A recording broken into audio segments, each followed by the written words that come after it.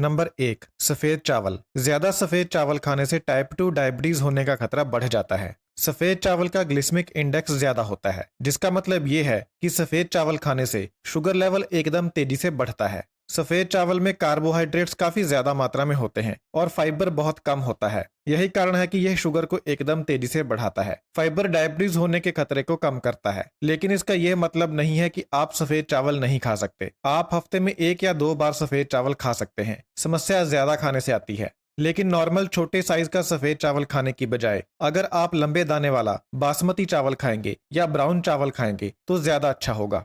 वैज्ञानिक अध्ययन से इस बात का पता चला है कि ब्राउन चावल में और लंबे दाने वाले सफेद चावल में छोटे दाने वाले चावल के मुकाबले ज्यादा फाइबर होता है, ज्यादा पोषक तत्व होते हैं और ज्यादा विटामिन होते हैं। छोटे साइज के सफेद चावल का ग्लिसेमिक इंडेक्स 73 के आसपास होता है, जो कि बहुत ज्यादा है। इसलिए हो सके तो छोटे साइज का सफेद चावल ना खाएं। लेकिन लंबे दाने वाले सफेद चावल जैसे कि बासमती चावल का ग्लिसेमिक इंडेक्स 50 से 58 के बीच में होता है और ब्राउन चावल का ग्लिसेमिक इंडेक्स 68 के आसपास होता है, जो कि मीडियम है। इसलिए आप इन दोनों चावलों को कम मात्रा में कभी कभार खा सकते हैं।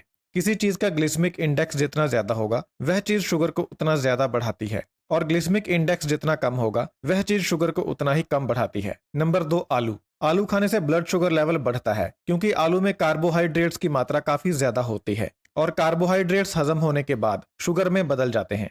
आलू का ग्लिसेमिक इंडेक्स मीडियम से लेकर हाई तक होता है, लेकिन अपने पकाने के तरीके को बदलकर आप इसे थोड़ा सा कम कर सकते हैं। अगर आलू को ज्यादा देर तक पकाया जाएगा तो इसका ग्लिसेमिक इंडेक्स ज्यादा होगा, और अगर आलू को कम समय के लिए पकाया जाएगा तो इसका ग्लिसेमिक इंडेक्स कम होगा। इसका मतलब ये है कि आलू को ज्यादा पकाकर खाने से यह शुगर लेवल को ज्यादा बढ़ाएगा और आलू को कम पकाकर खाने से यह शुगर लेवल को कम बढ़ाएगा। ऐसा इसलिए क्योंकि पकाने से आलू में मौजूद स्टार्च का स्ट्रक्चर बदल जाता है। अगर आप आलू को उबालने के बाद फ्रिज में ठंडा होने के लिए रख देंगे और उसके बाद आलू को ठंडे रूप में ही खाएंगे तो यह शुगर लेवल को कम बढ़ाएगा, क्योंकि आलू को ठंडा करने से इसका ग्लिसेमिक इंडेक्स 25% से लेकर 28% तक कम हो जाता है। ऐसा इसलिए होता है क्योंकि आलू को ठंडा करने से इसमें मौजूद स्टार्च रेजिस्टेंट स्टार्च में बदल जाती है। रेजिस्टेंट स्टार्च स्टार्च का एक ऐसा रूप है जो धीरे धीरे हजम होती है। तो अगर आपकी शुगर कंट्रोल में नहीं है तो आलू को कुछ देर के लिए खाना बंद कर दें। लेकिन अगर आपकी शुगर कंट्रोल में है तो आप आलू को थोड़ा सा कम उबालकर फ्रिज में ठंडा करके खा सकते हैं, लेकिन कम मात्रा में। नंबर 3, केक और पेस्ट्रीज। केक और पेस्ट्रीज में बहुत सारी शुगर, सोडियम, मैदा और प्रिजर्वेटिव्स होते हैं। इनमें मैदे और शुगर का जो कॉम्बिनेशन होता है वह शुगर लेवल को तेजी से बढ़ाता है और शरीर में सूजन पैदा करता है। शरीर में सूजन पैदा होने से इंसुलिन अपना काम सही ढंग से नहीं कर पाती। केक और पेस्ट्रीज में ट्रांस फैट भी होती है। यह जहरीली फैट आपके कोलेस्ट्रॉल लेवल को बढ़ाती है और आपके दिल की बीमारी के खतरे को बढ़ाती है। केक और पेस्ट्रीज में पाई जाने वाली फैट सबसे खतरनाक होती है। इन चीजों को ना खाकर आप अपना पैसा भी बचाते हैं और अपने शुगर लेवल को बढ़ने से भी रोक पाते हैं।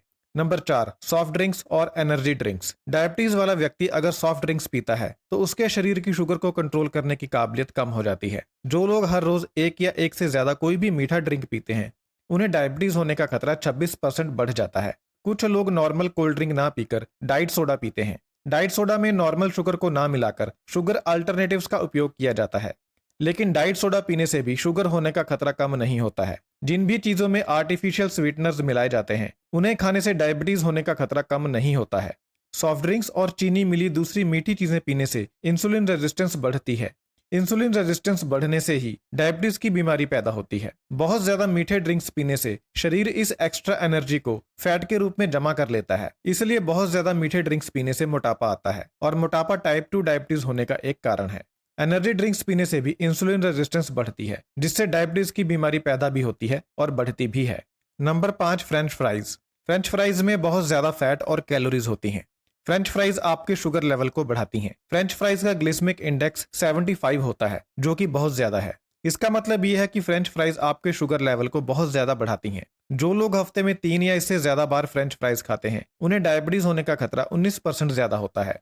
फ्रेंच फ्राइज में ट्रांस फैट होती है, जिसका सीधा संबंध दिल की बीमारी से है। फ्रेंच फ्राइज में एक बहुत ही नुकसानदायक पदार्थ होता है जिसका नाम है एक्रिलेमाइड। यह पदार्थ फ्रेंच फ्राइज में तब पैदा होता है जब इन्हें फ्राई किया जाता है। किसी भी स्टार्च वाली सब्जी को जब फ्राई किया जाता है तो उसमें यह पदार्थ पैदा हो जाता है। यह पदार्थ कैंसरकारी है, यानी यह शरीर में जाकर कैंसर को पैदा करता है। एक संस्था है जिसका नाम है international agency for research on cancer. इन्होंने इस पदार्थ को प्रोबेबल ह्यूमन कार्सिनोजन की श्रेणी में रखा है।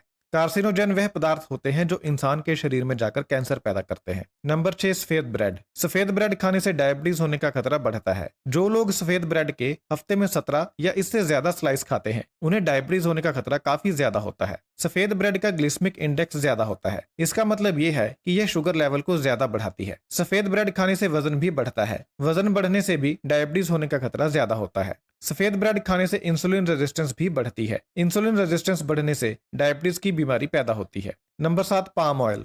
पाम ऑयल का इस्तेमाल बहुत सारी खाने की चीजों में किया जाता है। जैसे इसे पीनट बटर में मिलाया जाता है, सीरियल्स में मिलाया जाता है, ब्रेड और टॉफीज में मिलाया जाता है, प्रोटीन बार्स में मिलाया जाता है और चॉकलेट में मिलाया जाता है। पाम ऑयल का इस्तेमाल महंगे खाने के तेलों में मिलावट करने के लिए भी किया जाता है, क्योंकि यह तेल सस्ता होता है। पाम ऑयल खाने से स्मॉल डेंस एलडीएल कोलेस्ट्रॉल बढ़ जाता है। यह वही कोलेस्ट्रॉल है जो दिल की बीमारी के लिए जिम्मेदार होता है। पाम ऑयल खाने से शरीर में सूजन बढ़ती है, जिससे इंसुलिन रेजिस्टेंस पैदा होती है। इंसुलिन रेजिस्टेंस पैदा होने से डायबिटीज की बीमारी पैदा होती है। पाम ऑयल से बचने का तरीका यह है कि आप जो भी तेल खाएं, कच्ची घानी का खाएं और किसी भरोसेमंद कंपनी का खरीदें जिसमें पाम ऑयल की मिलावट ना हो। और दूसरा, बाजार की बनी बनाई रेडीमेड चीजें ना खाएं, बल्कि घर में बनाकर खाएं।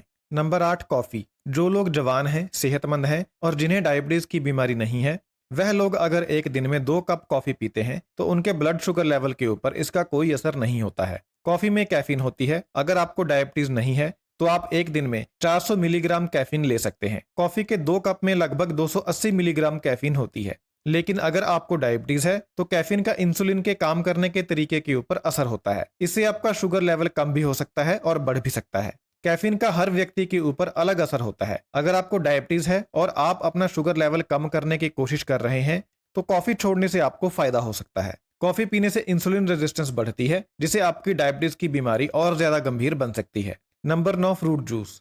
फ्रूट जूस पीने से शुगर लेवल तेजी से बढ़ता है, इसलिए डायबिटीज वाले व्यक्ति को फ्रूट जूस नहीं पीना चाहिए। फ्रूट जूस पीने की बजाय फ्रूट खाना चाहिए। फ्रूट जूस में फाइबर नहीं होता, जिसकी वजह से जूस फटाफट हजम हो जाता है और शुगर लेवल को तेजी से बढ़ा देता है। जबकि फ्रूट में फाइबर होता है। फाइबर फ्रूट को धीरे धीरे हजम होने देता है, जिसकी वजह से शुगर लेवल नहीं बढ़ता।